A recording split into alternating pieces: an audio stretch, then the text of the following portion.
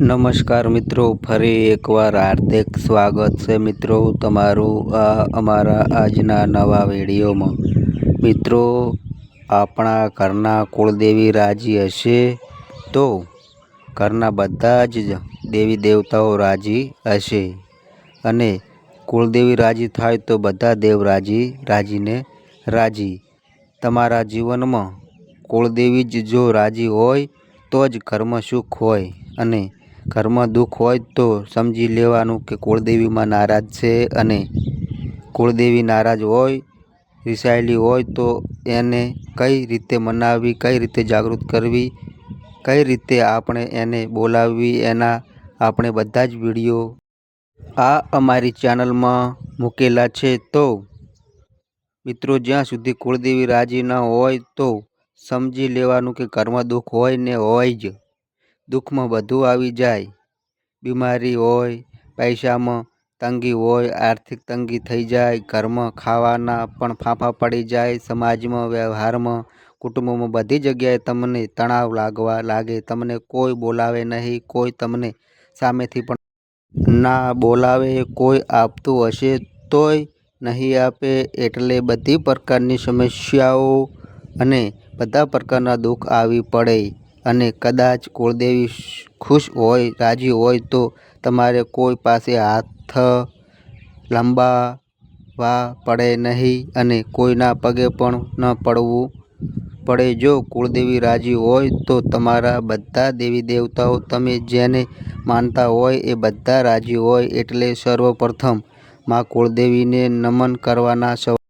સવારમાં વહેલા જાગો એટલે માતા પિતાને પગે લાગવાનું, આપણા ઘરના વડીલો હોય એમને વંદન કરવાના, ગુરુજી હોય તો એમને પગે લાગવાનું। જેવા તમે સવારમાં વહેલા ઊભા થાવ, જેવા સારા કાર્ય કરશો, સારા વિચારો તમે મગજમાં ઉતારશો, સવારમાં વહેલા ઊભા થાવ તો પ્રભાતિયા છે, ભજન છે, કોઈ સારા આરતી ભજનમાં, માતાજીના ભક્તિઓમાં તમે જો કોઈ સંગીત સાંભળશો, મધુર વાણી સાંભળશો તો તમારા વિચારોને નેગેટિવ દૂર થશે, અને સારા વિચારો તમારા અંદર દાખલ થાય।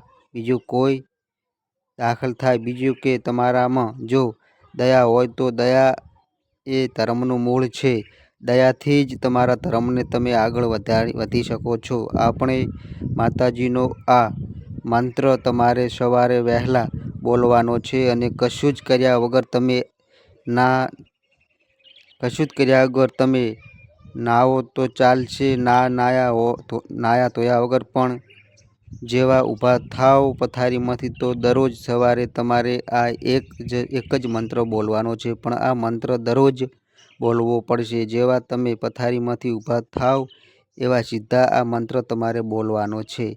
જ્યારે તમે આ મંત્ર બોલશો તો ધીમે ધીમે તમને એમાંથી સફળતા જોવા મળશે, તમારા કાર્યો સિદ્ધ થવા લાગશે, માતાજી જાગૃત થઈ જશે, તમારા ઉપર પ્રસન્ન થશે। માતાજી કુળદેવી રાજી થઈ જાય તો તમારા કુટુંબમાં, તમારા પરિવારમાં, તમારા સમાજમાં તમે જેવું ધારો એવું કાર્ય કરી શકશો। એટલે કોઈ ધર્મનું કાર્ય, કોઈ સારું કાર્ય કરી શકશો, અને તમારા ઘરમાં આર્થિક પરિસ્થિતિ દૂર થઈ જાય, ઘરમાં ખુશહાલી આવે, પૈસાની તંગી ના રહે, ઘરમાં સુખનો છાંયડો થઈ જાય, માતા પિતાના આશીર્વાદ મળે, ગુરુદેવના આશીર્વાદ મળે, વડીલોના આશીર્વાદ મળે, પછી તો કહેવું જ શું તમારે તો પછી ચાલો આપણે આ મંત્ર દરરોજ બોલવો। આ મંત્ર દરરોજ બોલવાની ટેવ પાડીએ, આપણે જાગૃત થઈએ। કહેવાય છે ને કે ચેતન નર સદા સુખી, તો ચેતન બનીએ, જાગૃત બનીએ, અને સર્વ કાર્યોમાં આપણા સફળતા મળે તો કુળદેવી માની અસીમ કૃપા આપણને મળે। તો આપણે કુળદેવી માને પ્રાર્થના કરીએ તો દરરોજ સવારે તમારે આ એક જ મંત્ર બોલવાનો છે। પ્રથમ, નમામિ કુળદેવ્ય રક્ષ રક્ષ મમ પરિવારમ શિરસાનમ મામ પુનઃ પુનઃ કાર્યેષુ સફલમ ભવેत्। ફરીવાર મંત્ર બોલું છું, ધ્યાનથી મિત્રો સાંભળજો। પ્રથમ નમામિ કુલદેવ્ય રક્ષા રક્ષ મમ પરિવારમ શિવસમ નમામિ પુનઃ પુનઃ કાર્યશો સફલમ. ભલે પ્રથમ કુળદેવી નામે હું વંદન કરું છું. વારંવાર મારું માથું શીશ નમાવીને કોટે કોટે વંદન કરું છું. મારા પરિવારને, મારા કુટુંબને, મારા બધા જ કાર્યોમાં સફળતા મળે એવી હું કુળદેવીને પ્રાર્થના કરું છું. વારંવાર માથું નમાવીને મા કુળદેવીને હું વંદન કરું છું. તો આ મંત્ર તમારે સવારે ઉઠો એ વખતે તે આ મંત્ર બોલવાનો છે. ત્યારબાદ તમે તમારા નિત્યક્રમ મુજબ તમે બધા કામ કરો તો તમારા બધા જ કાર્યોમાં સફળતા મળવા લાગશે. પણ આ મંત્ર એક દિવસ બોલવાથી નહીં પણ દરરોજ તમારે સવારમાં બોલવો પડશે. ધીમે ધીમે તમારામાં સકારાત્મકતા, તમારામાં નેગેટિવ દૂર થશે અને તમે જે ધારો એવા વિચારો તમારા અંદર આવશે.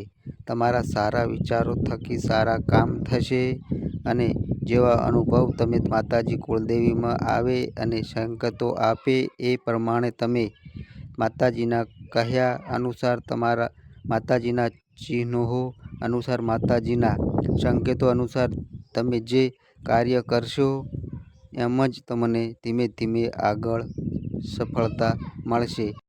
તો મિત્રો, આ અમારી માહિતી ગમી હોય તો વિડીયોને લાઈક કરો, શેર કરો અને મિત્રો આ અમારી ચેનલ પર નવા આવ્યા હોય તો મિત્રો ચેનલને સબસ્ક્રાઈબ કરો. તો બસ મિત્રો, આજે આટલું. ફરી મળી એક નવા વિડીયો સાથે. ત્યાં સુધી બધા મિત્રોને હર હર મહાદેવ.